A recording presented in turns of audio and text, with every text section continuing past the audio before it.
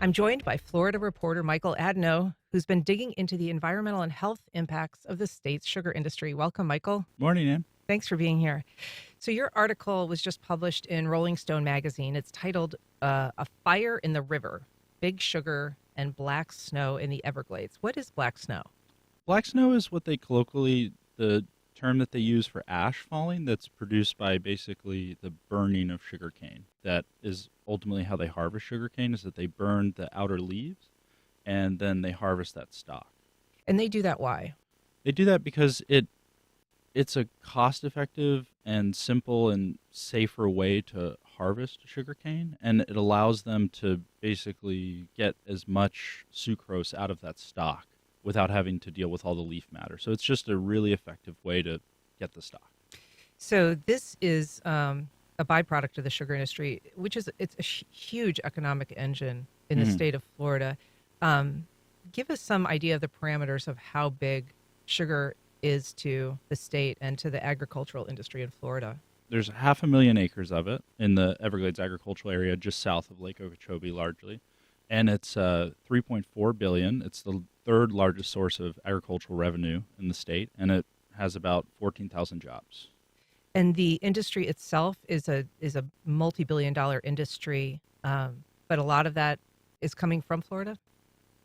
Well, Florida produces about 50% of the country's domestic sugar production. And then there's Texas and Louisiana, but Florida is the largest, and it's made up of basically three threads, one being a company called U.S. Sugar, another Florida Crystals, and then a third, which is the sugarcane growers cooperative, and that's composed of basically 73 growers in the Everglades, and then it's essentially got a half stake. Florida Crystals owns half of it essentially. And so we talk about the area of Okeechobee. For people who haven't been there, this is kind of like the southern side of the giant lake. Hmm. Cities like Pahokee and Belglade and Clewiston. So Hmm. those are kind of like the big sugar communities.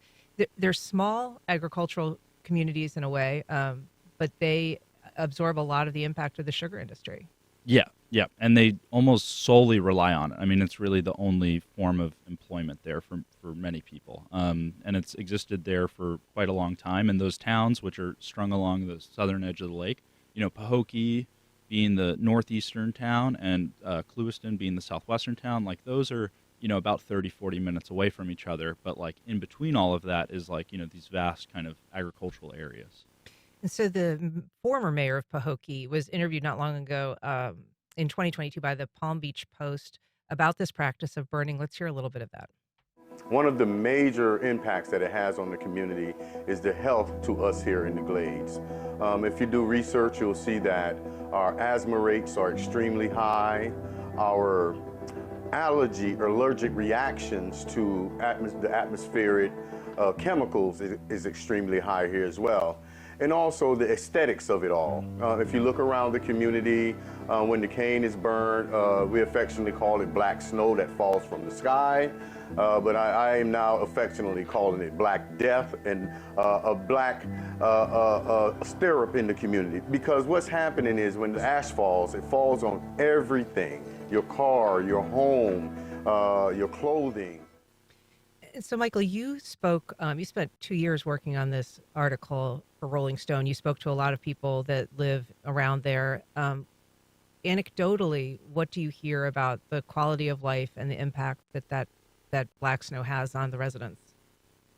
People believe that the practice of burning sugarcane and the smoke that results from it has not only harmed their health but property, and a lot of people believe that it's exacerbated symptoms of their asthma. They do have an outsized amount of residents who have asthma. There was a study done by the Florida State University with some other partners and funded by NASA that basically determined that there was, there were, I think it contributed to like 5 deaths per year, so on and so forth. But before that, there was just the anecdotal evidence of people talking about how it affected them. So just breathing conditions, things like that. And you talk to a lot of families with kids who are on nebulizers, who are regularly either getting, admitted to hospitals for treatment or having to use inhalers. It's a fairly common thing down there. We spoke to dozens of people, and many of them use a nebulizer 3 times a day. Some of them have teenage kids that are using a nebulizer 3 times a day. And that's in addition to inhalers and things like that. It really does seem unusual. It is, yeah. And so residents are concerned about asthma and respiratory health, but the sugarcane industry and its advocates have pointed to a number of federal measurements showing that the average air particle pollution is well within federal guidelines. So who's right? So the federal guidelines were developed to measure 24-hour averages. So when you have a single day, the average is composed of those 24 hours. But when you have a burn, and say you live next to a field, that burn is a really concentrated, short period of this black snow and ash and particulate matter in the air. And so there had never been studies done to see, what the effect of that was. The company's U.S. Sugar publishes, I think since 2020, its own annual air report, the State of Our Air Report, I think it's called. And basically they claimed that it was safe.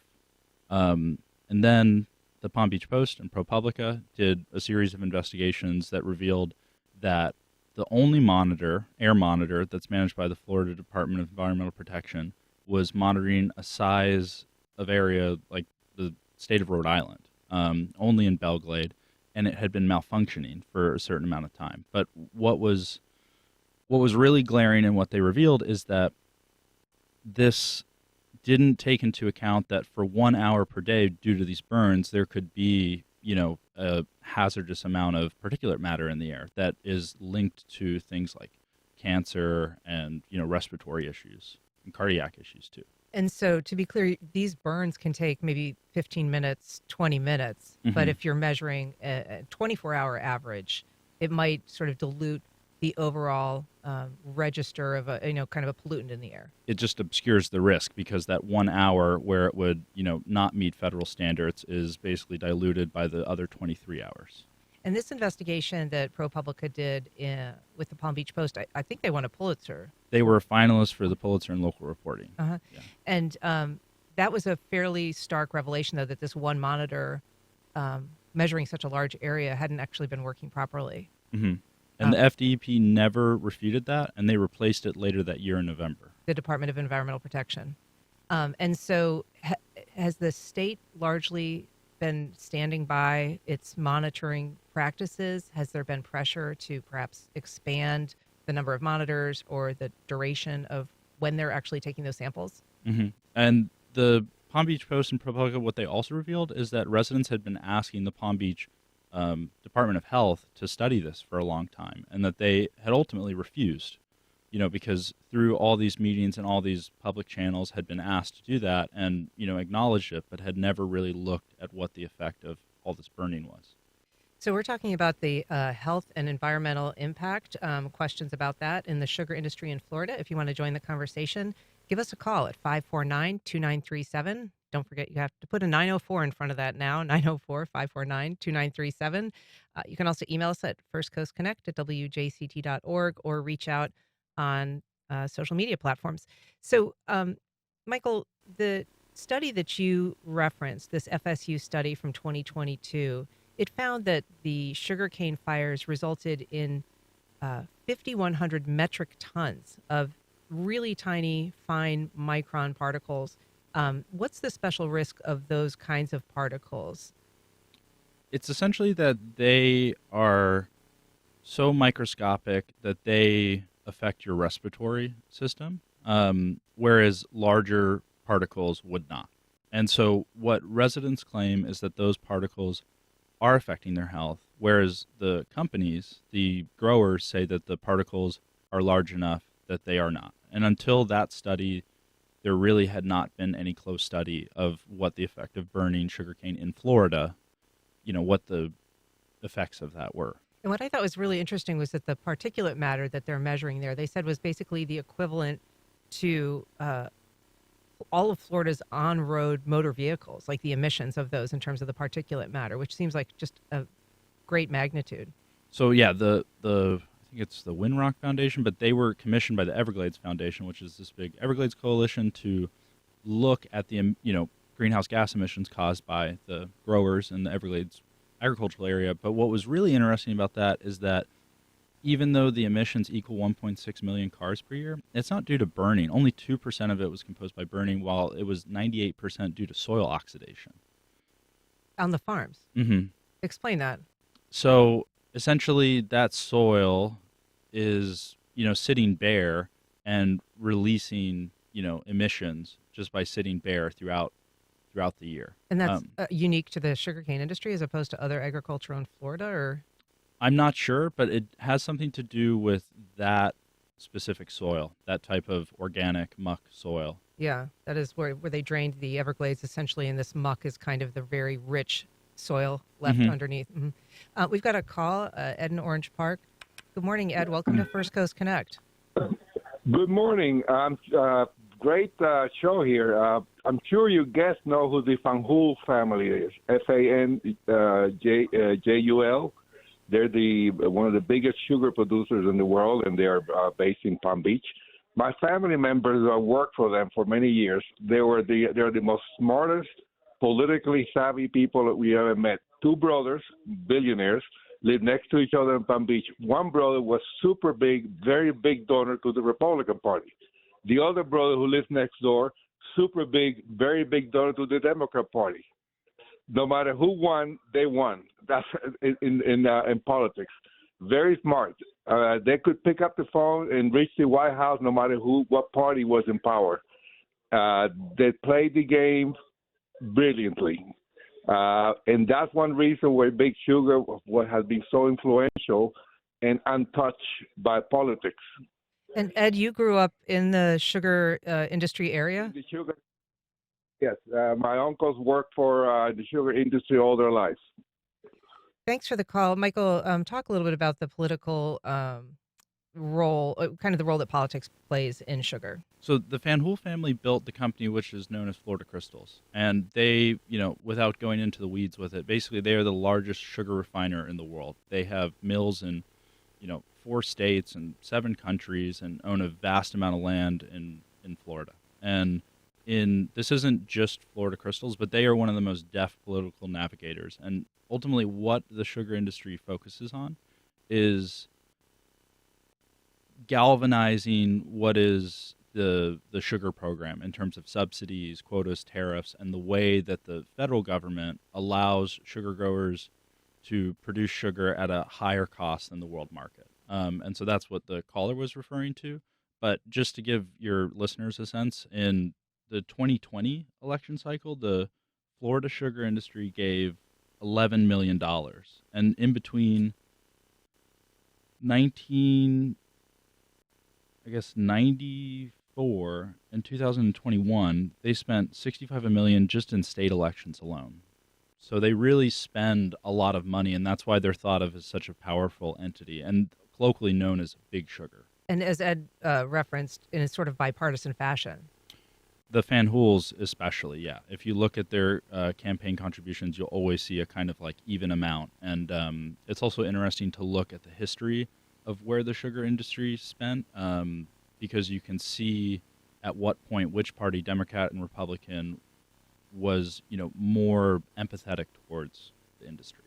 Kind of connected to spending. Yes, because they have ultimately choreographed the policies that apply to the sugar industry, not just in the state, but federally. We've got a call. Javon, good morning. Welcome to First Coast Connect. Good morning.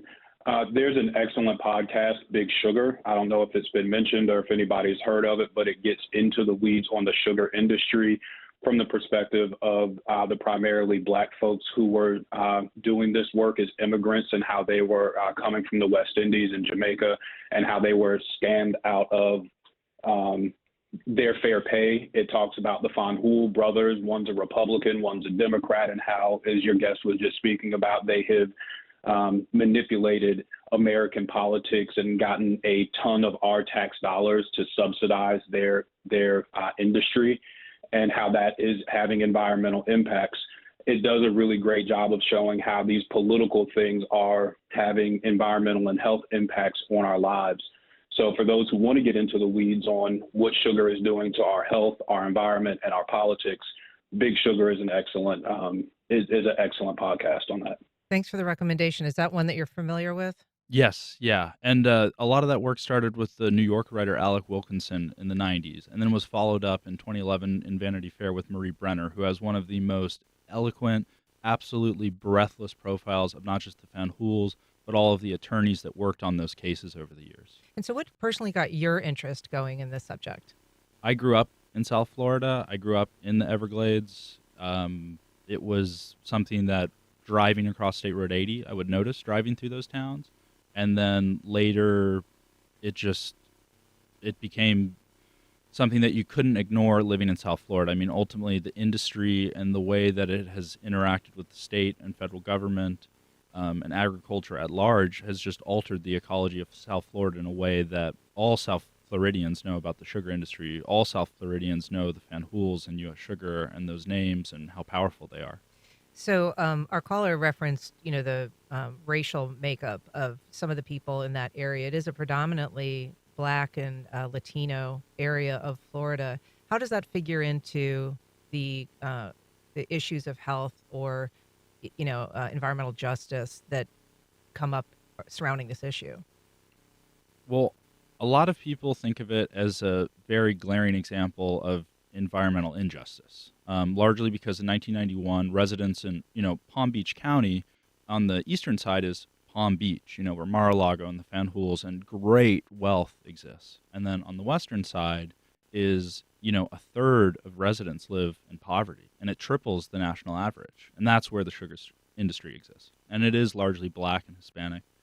And in 1991, residents in eastern Palm Beach County, in the affluent part of the county, which is also, it's denser, there's more people that live there, they organized and lobbied the Florida Department of Agriculture essentially to halt burning when the winds blew west and carried that smoke from the sugar fields in the Everglades agricultural area over the affluent part of Palm Beach County. So since 1991, they have only been allowed to burn their fields when that wind blows east. From the east. And into these Black and Hispanic communities. And I think that for most people, that is the clear example of that social injustice. And so they basically, if on those days when the smoke would be covering, kind of a more privileged, whiter area of Palm Beach County, that the burning's not allowed. Nope. So it would seem that it would naturally have more impact health-wise, if there is a health impact, on the people who are living in those areas, because, again, the burning days would be concentrated in those areas. Yes, exactly. And that's why for a long time, advocates and critics of burning, there has been this tussle between what's called green harvesting, which is where you harvest the cane without burning it. And you essentially have to mechanically remove those leaves from the stalk. It increases costs, and it reduces the amount of sucrose that you could cultivate from those stalks. And so the industry has been slow to embrace that, but for many years has green harvested in cases where, say, a field borders a school, a hospital, or a main road where it might, pose some risk to drivers and things like that. But in a place like Brazil that is, harvesting 20 million acres of sugarcane, has almost eliminated the practice completely. And that's 20 times the amount of sugar that we grow in America among 3 states, which is only 1 million acres. They're not burning. They are burning only in certain places where there is, you are unable to get one of these massive, tractors into. So like inclined areas, but otherwise they have almost eliminated the practice completely. We're talking about the health and environmental impacts of Florida's sweet tooth. You can join our conversation by calling 904-549-2937 or emailing firstcoastconnect@wjct.org. You can also post to Facebook, Instagram, or X. So the reports of experts have been slow or have not really maintained health impacts. There have been a number of studies that appear to indicate, for instance, the Florida Department of Health said that the air quality was some of the best in the state. It met all ambient air quality standards. The American Lung Association gave Palm Beach County an A for air quality. DEP says that their air monitors consistently show the region as some of the best air quality in the state. Um, and these burns are regulated by the Florida Forest Service. So, where do you see the disconnect between what residents say they're experiencing in terms of health impacts, and I think what we all sort of intuitively know in terms of like breathing in ash and heavy smoke as a hazard, and the findings of these various agencies? Yes. So the first one comes from U.S. Sugar, that it's meeting all the ambient air quality standards and that it's safe, so on and so forth. The air quality thing is that the way that you have to think of it is they're looking at the entire year, and they're referring to just Palm Beach County. Sugar grows, in Glades, Hendry, and Palm Beach County, but in Palm Beach County only in that western portion. And in Palm Beach County, say the eastern side along the, Atlantic, they are not receiving smoke. And when they are saying that they have better, air quality, they're looking at the whole year when they only burn from October until May. And again, it's just like the 24-hour averages. When you look at that vast amount of time and average that out, it does meet it, and the air quality is good. But ultimately, you're obscuring that risk of those concentrated burn periods that happen between October and May. Is there has there been any better effort to do that kind of granular level analysis of the short term impacts of this inhaling this kind of material? Palm Beach Post and ProPublica were the first to install local monitors on residents' homes to show what the effect of that burning was. And that, I think, spurred this, FSU study that was sponsored by NASA to look more closely at it. I think that there needs to be a lot more research done, but the Palm Beach Post and ProPublica showed very clearly that this was a serious hazard to residents' health. What does it say that kind of research, that deep analysis, was left to reporters essentially? Unfortunately, it's that the Department of Health has not devoted resources to protecting residents' well-being, at least in Palm Beach County. And this is a place that is relatively unknown.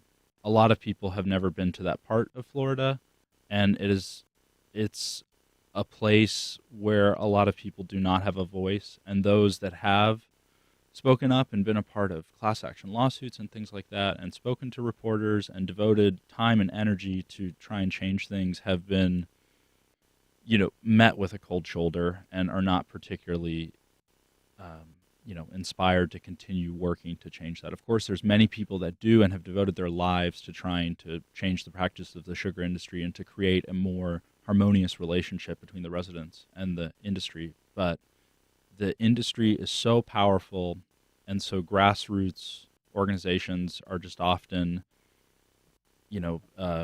they need so much endurance that the industry has in spades, but that is difficult to cultivate when you're running on shoestring budgets or just paying for things out of pocket, going to commission meetings, going to DC lobbying. I mean, it's David Goliath style. And as you mentioned earlier, I mean, a lot of the people who live there really do depend on the sugar industry for their livelihood. They do. So that maybe creates an imbalance as well. Ultimately, it's so difficult because these people rely on it, and they're not asking for the sugar industry to cease to exist. They're not against agriculture. They're not against farming. I mean, a lot of these people have devoted their lives to this agrarian way of life and love that place. It's that they want the practices to change. They want, one of your callers was referring to in the 90s how they shorted, laborers' wages. That was something that changed. They mechanized the harvesting of it. They have changed. The industry has changed, and residents are again asking for a change in its practices and its business practices. And ultimately, I think that the industry has just been slow to embrace that. One of the changes that, or some of the changes that have come about after activism by residents, I found kind of interesting, and I guess probably a little dispiriting to those who are pushing for change. I mean, there have been a couple attempts at class action style lawsuits. They have not been successful, but they have prompted some changes in Florida law. With the Farm Bill. Right. Tell us a little bit about the Florida legislature expanded something called the Right to Farm Act. Um, I'm not particularly familiar with the legalese of it and how it would work, but I can explain it in layman's terms, which is essentially that if you live within a certain distance of a farm, you ultimately can't make a complaint about it, because they're thought of as nuisance complaints. So you have a neighbor that doesn't like you and doesn't like the music you play, and so calls the police on you all the time or things like that. And that is the structure of it, but it is meant to prevent residents from suing or any kind of retaliation against the growers. and it sounds like this expansion added particle emissions to the list of farming practices that are essentially protected from lawsuits. Yes, yeah. And So it forces, I mean, anybody that would file a lawsuit would have to be some outsider, which is instantly cut down by, like, the old adage of outside agitators have come in to, change our way of life, kind of. That's the argument that's made. and they probably wouldn't have legal standing to bring a case if they're not from there, I would presume. No, with no property. I mean, one of the class actions, they tried to make the case that the ash was affecting their property, affecting their homes, which it does, and that was an argument that they made in court. Interestingly, there was also another law that was passed on that very issue, which said it kind of limits the dollar amount that plaintiffs can collect in lawsuits against farmers, the amount that they could collect to the actual decline in their property values, which in a place where the property values are pretty low, that would seem to really disadvantage poor people from bringing a case. I mean, if you're talking about bringing down property values in a place where they're already pretty rock bottom. Absolutely. And I mean, the most difficult thing to accept about this is that it is,